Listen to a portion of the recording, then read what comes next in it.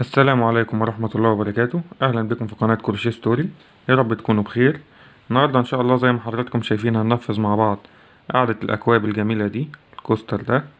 زي ما حضراتكم شايفين شكله حلو جدا وسهل جدا جدا للمبتدئين، ممكن ينفذوه معانا، بس ناخد بالنا من الملاحظات اللي احنا هنقولها أثناء الشرح. الكوستر ده أخد معايا حوالي 10 جرام من الخيط، واداني مقاس حوالي 14 سنتي. زي ما انتم شايفين شكله حلو جدا.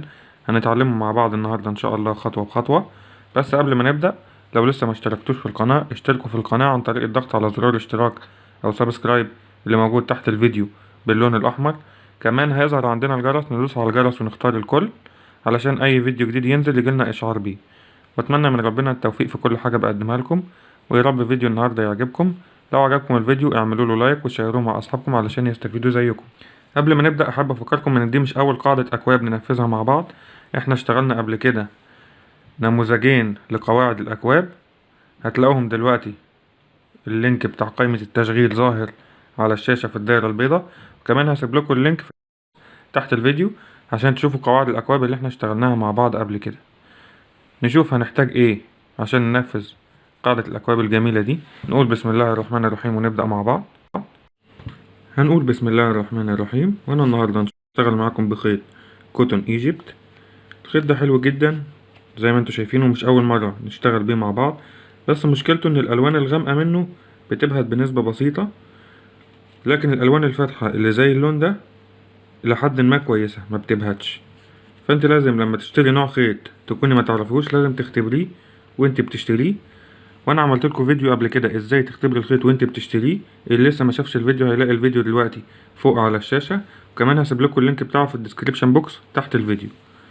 وهستخدم مع الخيط ده إبرة ألومنيوم رقم 2.5 بالشكل ده كده اهو.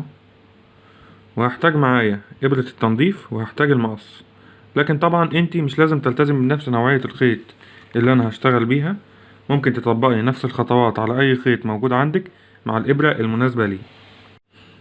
اول حاجة هعملها هبتدي ان انا اعمل دايرة سحرية. هسيب مسافة من الخيط، هلف حلقة على الهواء بالشكل ده، هدخل بالإبرة جوه الحلقة، هخلي الإبرة فوق الخيط بالشكل ده، واخد الخيط واطلع بيه كده، بعدين اعمل سلسلة بالشكل ده، واتأكد ان الطرف القصير ده داخل معايا جوه الدايرة اهو. هبتدي ان انا في السطر الاول هعمل ايه، هشتغل 16 غرزة حشو جوه الدايرة السحرية. غرزة الحشو بعملها ازاي، هدخل كده جوه الدايرة، اخد من الخيط واطلع، معايا حلقتين اخد من الخيط واطلع منهم، ودي بالنسبة لي اول غرزة حشو. السلسلة اللي انا ثبت بيها الدايرة دي ما بتحسبش معايا من العدد. كده واحد بالشكل ده كده، اتنين، تلاتة، أربعة، خمسة. خلصت ال16 غرزة اهم بالشكل ده. هبتدي ان انا امسك طرف البداية ده واشد شوية كده عشان اقفل الدايرة شوية اهو بالشكل ده كده. مش هقفلها للاخر لحد ما اشتغل السطر التاني عشان اعرف اشتغل. هعمل ايه دلوقتي، هروح على اول غرزة حشو انا اشتغلتها اهي، هدخل كده واقفل بغرزة منزلقة بالشكل ده كده. بقى معايا السطر الاول بالشكل ده. لو انت مش عايزة تبدأي بدايرة سحرية هتعملي ايه، هتعملي حلقة من 6 سلسلة وتقفليهم بمنزلقة، وبعدين تشتغلي جواهم 16 حشو زي ما احنا اشتغلنا كده. السطر التاني بقى هعمل ايه، هبتدي ان انا ارفع الابرة سنة بسيطة كده، وفي نفس المكان اللي انا قفلت فيه بمنزلقة هدخل كده واعمل غرزة حشو بالشكل ده. بعدين هبتدي اعمل 3 سلسلة، 1 2 3. هسيب الغرزة اللي جاية دي، هدخل في الغرزة اللي بعديها واعمل غرزة حشو بالشكل ده. بعدين 3 سلسلة، 1 2 3. هسيب الغرزة اللي جاية، هدخل في الغرزة اللي بعديها واعمل غرزة حشو. بعدين 3 سلة، 1 2 3. وهكمل على كده. هسيب الغرزة اللي جاية، في الغرزة اللي بعديها هدخل كده اهو هنا، واعمل غرزة حشو، وبعدين 3 سلسلة، 1 2 3، وهفضل ماشي بنفس الطريقة، هسيب غرزة وعلى اللي بعديها حشو و3 سلسلة لحد آخر السطر. فضلت اشتغل بنفس الطريقة لحد ما وصلت لنهاية السطر. بعد ما عملت آخر 3 سلاسل، فاضل عندي هنا غرزة حشو مش هشتغل فيها، ويبقى كده أنا شغلي صح. هدخل كده في أول غرزة حشو أهو بالشكل ده كده أهو، ندخل كده في أول غرزة حشو احنا عملناها، وهقفل بغرزة منزلقة بالشكل ده. بقى معايا السطر التاني بالشكل ده. لو انا جيت عديت الفراغات هلاقي معايا 1 2 3 4 5 6 7 8 كده، يبقى انا شغلي مظبوط. السطر التالت هعمل ايه؟ هبتدي ان انا ادخل في الفراغ ده كده واعمل غرزة منزلقة، عشان انا عايز ابدأ شغلي من الفراغ بالشكل ده كده. هعمل ايه؟ هرتفع 3 سلسلة، 1 2 3، ودول بالنسبة لي أول غرزة عمود. هلف القطعة الإبرة، وفي نفس الفراغ ده اللي أنا ارتفعت منه بالثلاث سلاسل هشتغل 2 عمود كمان. هدخل كده وأعمل عمود بلفة أهو. العمود بلفة بعمله إزاي؟ هلف القطعة الإبرة، هدخل في المكان اللي أنا هشتغل فيه، هاخد من الخيط وأطلع معايا 3 حلقات، هاخد من الخيط وأطلع من حلقتين، وأخد من الخيط وأطلع من حلقتين بالشكل ده كده. أنا كأنه بقى معايا 3 عمود، 3 سلاسل اللي أنا اعتبرتهم عمود، والعمودين اللي أنا اشتغلتهم جنبي. هبتدي إن أنا أعمل 2 سلسلة، 1 2، هلف القطعة الإبرة، وعلى طول على الفراغ اللي جاي هبتدي أكون 3 عمود بلفة، 1 2 3، بعدين 2 سلسلة، 1 2، هلف القطعة الإبرة وعلى الفراغ اللي جاي على طول 3 عمود بلفة، 1 2 3، بعدين 2 سلسلة بالشكل ده كده. يبقى أنا على كل فراغ هعمل 3 عمود، وبعد ال3 عمود هعمل 2 سلسلة. فضلت أشتغل بنفس الطريقة على الفراغ 3 عمود وبعدين 2 سلسلة لحد ما وصلت لنهاية السطر. بعد ما عملت آخر سلسلتين هروح على السلسلة التالتة من أول سلاسل أنا عملتهم بالشكل ده كده أهو. ادخل كده في السلسلة التالتة وهقفل بغرزة منزلقة. بقى معايا السطر التالت بالشكل ده. دلوقتي بقى همسك طرف البداية ده واقفل على الدايرة كويس بالشكل ده كده.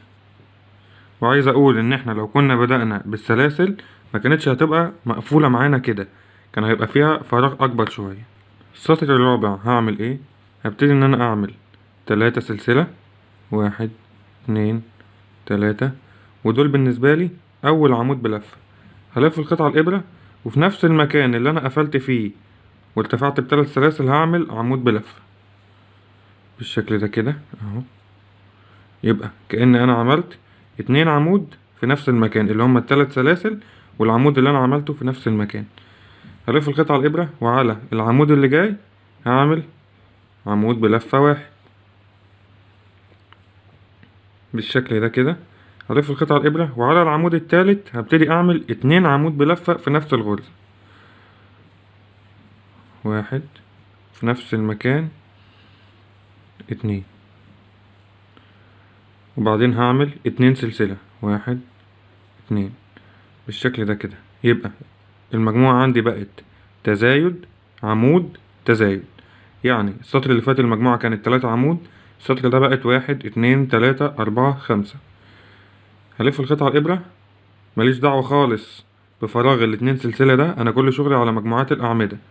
هروح كده على أول عمود من المجموعة اللي جاية هشتغل عليه 2 عمود في نفس الغرزة، 1 وفي نفس المكان أهو 2. بعدين هلف القطعة الإبرة على العمود التاني هعمل عمود 1 أهو. هلف القطعة الإبرة وعلى تالت عمود 2 عمود بلفة، يعني بزود على أول عمود وآخر عمود 1 في نفس المكان أهو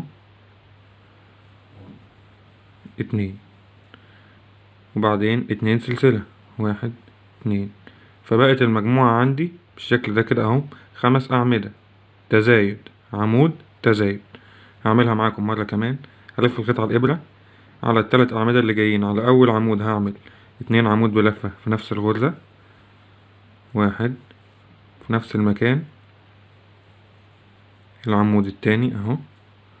بعدين هلف القطعة الإبرة بالشكل ده كده اهو.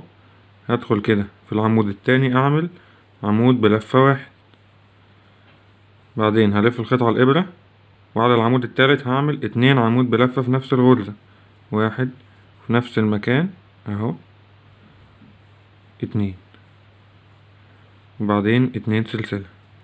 فضلت اشتغل بنفس الطريقة. على أول عمود بعمل تزايد، على تاني عمود بعمل عمود منفرد، على تالت عمود تزايد، لحد ما وصلت لنهاية السطر. بعد ما خلصت المجموعة منساش ال2 سلسلة، 1 2، وهروح للسلسلة التالتة من أول سلاسل أنا عملتهم وأقفل فيها بمنزلقة بالشكل ده كده. السطر الخامس هعمل ايه؟ هبتدي ان انا ارتفع 3 سلسلة، 1 2 3، ودول بالنسبة لي أول عمود بلفة. هبتدي ان انا الف القطعة الإبرة في نفس المكان اللي انا قفلت فيه ارتفعت منه بالسلاسل. هدخل كده واعمل كمان عمود بلفة بالشكل ده. يبقى انا بدأت السطر بتاعي بتزايد اللي هما 3 سلاسل وعمود بلفة في نفس المكان. هبتدي ان انا امشي 3 عمود بلفة من غير اي تزايد على كل عمود عمود. ادخل كده في العمود اللي جاي واعمل عمود بلفة 1، وعلى العمود اللي بعديه اهو 2، وعلى العمود اللي بعديه 3 بالشكل ده كده. وصلت هنا للعمود الأخير. هبتدي إن أنا أعمل عليه تزايد. أدخل كده وأعمل عمود كده 1 في نفس المكان أهو 2 بالشكل كده كده. يبقى المجموعة عندي بقت تزايد 3 عمود منفرد تزايد. يعني المجموعة في السطر اللي فات كانت 5 عمود، السطر ده بقت 1 2 3 4 5 6 7. بعدين هبتدي أعمل ال2 سلسلة، 1 2. منساش ال2 سلسلة اللي بين المجموعات يا جماعة.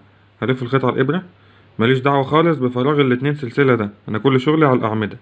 هروح على العمود الأولاني من المجموعة اللي جاية أعمل عليه تزايد كده عمود، وفي نفس المكان أهو أعمل عمود كمان. بعد كده همشي 3 عمود منفرد، 1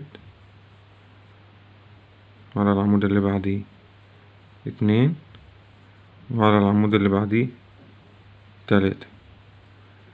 هلف القطعة الإبرة وعلى آخر عمود هعمل التزايد بتاعي 1 في نفس المكان أهو بالشكل ده كده 2، وبعدين 2 سلسلة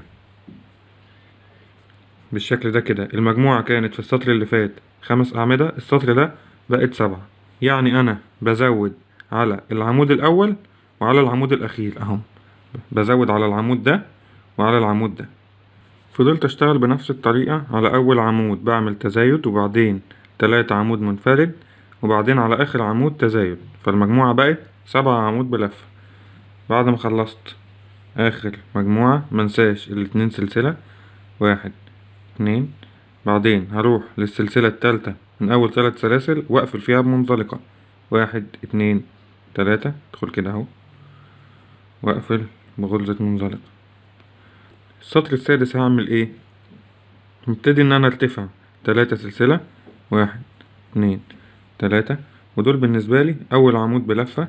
هلف القطعة الإبرة وفي نفس المكان اللي أنا قفلت فيه وارتفعت منه بالسلاسل هعمل كمان عمود بلفة بالشكل ده كده. يبقى برضو أنا بدأت السطر ده بتزايد. بعدين هبتدي أمشي 5 عمود بلفة من غير أي زيادة. هدخل كده على العمود اللي جاي أعمل عمود بلفة كده 1 بالشكل ده كده 2 3 4 5.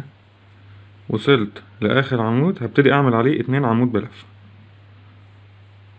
واحد، في نفس المكان اهو 2 بالشكل ده كده. المجموعة السطر اللي فات كانت 7 عمود، السطر ده بقت 1 2 3 4 5 6 7 8 9 تزايد، 5 عمود منفرد تزايد بالشكل ده. بعدين هبتدي اعمل 2 سلسلة، 1 2. هعملها معاكم المرة دي كمان. هروح على اول عمود من المجموعة اللي جاية، ماليش دعوة خالص بفراغ ال2 سلسلة، ادخل كده واعمل تزايد 1 في نفس المكان اهو العمود التاني، اوضح لكم الصورة. بعدين هبتدي امشي 5 عمود بلفة من غير اي زيادة، 1 5. بعدين وصلت هنا للعمود الاخير، هبتدي اعمل عليه تزايد بالشكل ده كده، وبعدين 2 سلسلة بالشكل ده.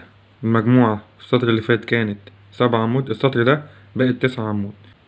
فضلت امشي بنفس الطريقة على اول عمود تزايد، بعدين 5 عمود منفرد، بعدين تزايد، وبعدين 2 سلسلة لحد ما وصلت لنهاية السطر.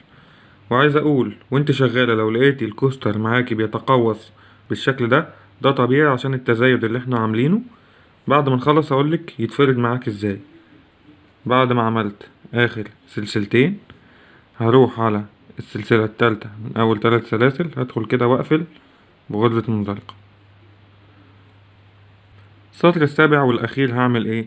هبتدي ان انا ارفع الابرة كده سنة بسيطة، وادخل كده في نفس المكان اللي انا قفلت فيه بمنزلقة، واعمل غرزة حشو بالشكل ده كده. ودي بالنسبة لي هتبقى اول غرزة حشو في السطر. بعدين هعمل ايه؟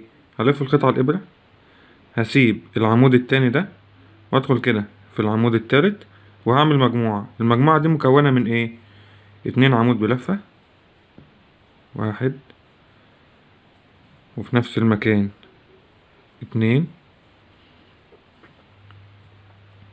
بعدين هلف القطعة الإبرة لفتين، وفي نفس المكان هعمل 3 عمود ب2 لفة في نفس الغرزة اللي أنا عملت فيها ال2 عمود بلفة، اللي هي العمود رقم 3 كده. أول عمود ب2 لفة بالشكل ده كده في نفس المكان أهو، تاني عمود ب2 لفة أهو في نفس المكان، تالت عمود ب2 لفة بالشكل ده كده. بعدين 2 عمود بلفة في نفس المكان، كل الغرز دي في نفس المكان.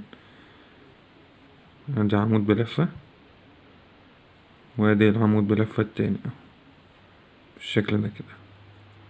زي ما انتوا شايفين كده عملت 2 عمود بلفة، 3 عمود ب2 لفة، 2 عمود بلفة في نفس المكان اللي هو العمود التالت. هعمل ايه بعد كده؟ هبتدي ان انا هسيب العمود اللي جاي ده اهو، مش هشتغل هنا، وعلى العمود اللي بعديه هدخل كده واعمل غرزة حشو بالشكل ده كده. هلف القطعة الإبرة، هسيب العمود اللي جاي ده اللي هو العمود رقم 6، وعلى العمود رقم 7 هكرر نفس المجموعة. 2 عمود بلفة، 3 عمود ب2 لفة، 2 عمود بلفة في نفس المكان. ندخل كده ونعمل عمود بلفة كده 1 في نفس المكان اهو العمود بلفة رقم 2، بعدين 3 عمود ب2 لفة في نفس المكان اهو بالشكل ده. اول عمود ب2 لفة، العمود بلفتين بعمله ازاي؟ هلف القطعة الإبرة لفتين، هدخل كده في المكان اللي انا هشتغل فيه، اخد من الخيط واطلع معايا 4 حلقات، اطلع من حلقتين واطلع من حلقتين واطلع من حلقتين كده. العمود بلفة التاني في نفس المكان اهو العمود بلفة رقم 3، بعدين هلف القطعة الإبرة في نفس المكان 2 عمود بلفة، 1 في نفس المكان اهو 2. بعدين هعمل ايه؟ هسيب الغرزة اللي جاية اللي هو العمود رقم 8، وعلى العمود رقم 9 هدخل كده واعمل غرزة حشو بالشكل ده كده. ظهر معايا القلب اهو زي ما انتوا شايفين. يبقى انا عملت ايه؟ عملت غرزة حشو على اول عمود، بعدين سبت العمود التاني، وعلى العمود التالت عملت 2 عمود بلفة، 3 عمود ب2 لفة، 2 عمود بلفة على نفس الغرزة، بعدين سبت العمود الرابع، وعلى العمود الخامس غرزة حشو، بعدين سبت العمود السادس، وعلى العمود السابع نفس المجموعة، 2 عمود بلفة، 3 عمود ب2 لفة، 2 عمود بلفة في نفس الغرزة، بعدين سبت العمود التامن، وعلى العمود التاسع غرزة حشو. هعمل ايه دلوقتي؟ على الفراغ اللي جاي ده هدخل كده واعمل غرزة منزلقة بالشكل ده كده، وابتدي اكرر تاني نفس المجموعة على المجموعات اللي جاية. هعمل ايه؟ على اول عمود هدخل كده هنا واعمل غرزة حشو،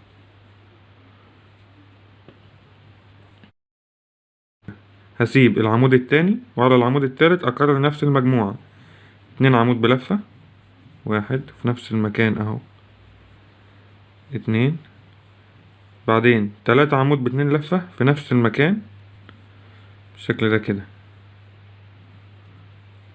1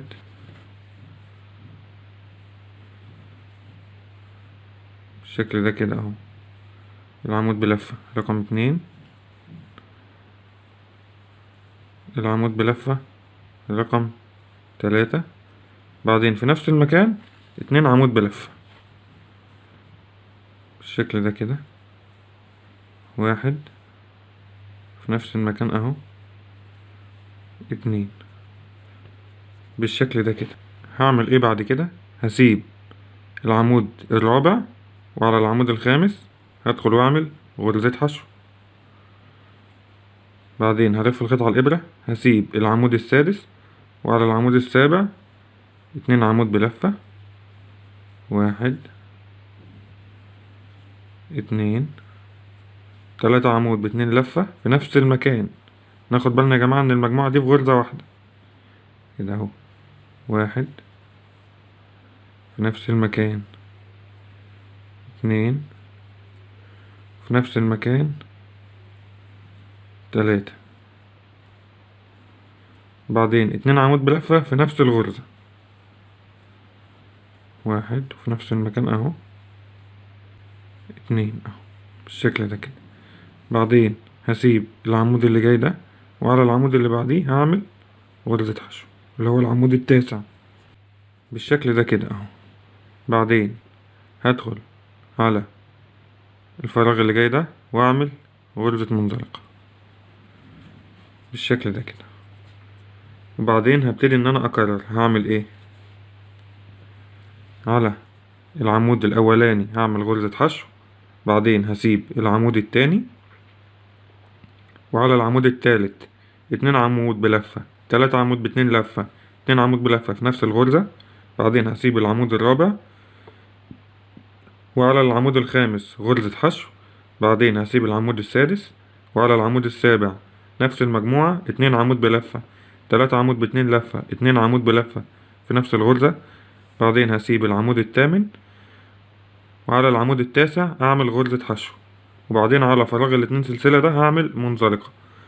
فضلت أشتغل بنفس الطريقة على أول عمود غرزة حشو، على تالت عمود 2 عمود بلفة، 3 عمود ب2 لفة، 2 عمود بلفة في نفس الغرزة، على خامس عمود حشو، على سابع عمود نفس المجموعة 2 عمود بلفة، 3 عمود ب2 لفة، 2 عمود بلفة، على تاسع عمود غرزة حشو، وعلى الفراغ منزلقة.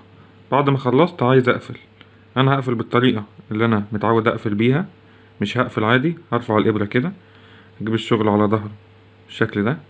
عندي هنا أهي دي غرزة الحشو اللي أنا عايز أقفل فيها أهي. هدخل كده بالإبرة من الظهر تحت حلقتين الغرزة بالشكل ده، هم حلقتين الغرزة على الإبرة وأنا على ظهر الشغل أهو. بعدين هجيب الحلقة دي أعديها على الإبرة وأسحب الخيط كده، بعدين أطلع بالحلقة من هنا بالشكل ده كده أهو، وأعمل الخيط كده عشان يقرب بس، وأعمل سلسلة. هجيب المقص، أسيب حتة للتنظيف، هقص الخيط، بعدين أرفع الإبرة بالشكل ده أهو. لو أنا جيت بصيت القفلة مش باينة خالص زي ما انتوا شايفين، هو متقوس معايا اهو. المفروض ان انا بعد ما انضفه هفرده كويس كده بايديا اهو زي ما انتوا شايفين كده، وبعدين هبخ عليه ميه ببخاخه واحط عليه قماشه بيضه واكويه كويس جدا عشان يتثبت معايا ويفضل بالشكل الجميل اللي انتوا شايفينه ده اهو. هجيب ابره التنظيف وارجع لكم تاني. انا جبت ابره التنظيف زي ما انتوا شايفين ونضفت الفتله اللي هنا. هنبدا دلوقتي ننضف الفتله دي مع بعض زي ما احنا عارفين بننضف على ظهر الشغل.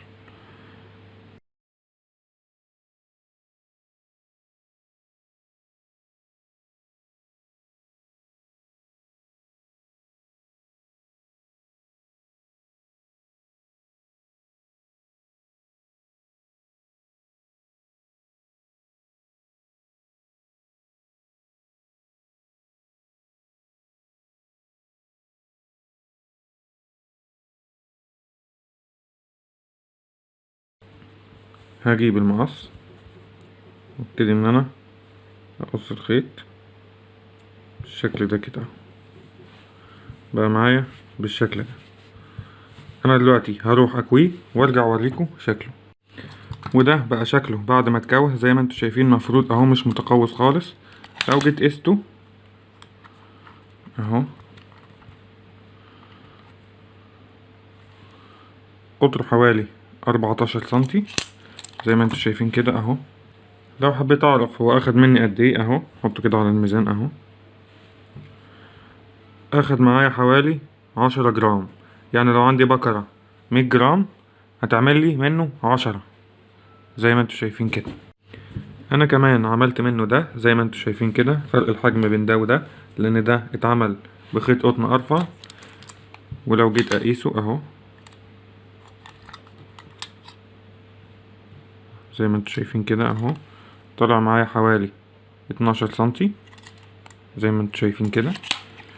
فطبعا زي ما انتوا شايفين سمك الخيط ومقاس الابرة بيفرق في الشكل النهائي للشغل وفي حجم الشغل.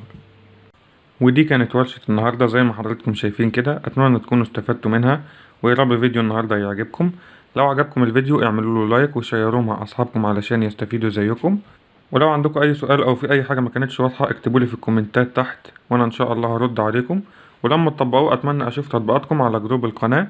هتلاقوا اللينك بتاع الجروب في الديسكريبشن بوكس تحت الفيديو. وانتظروني ان شاء الله في كل ما هو جديد. والسلام عليكم ورحمة الله وبركاته.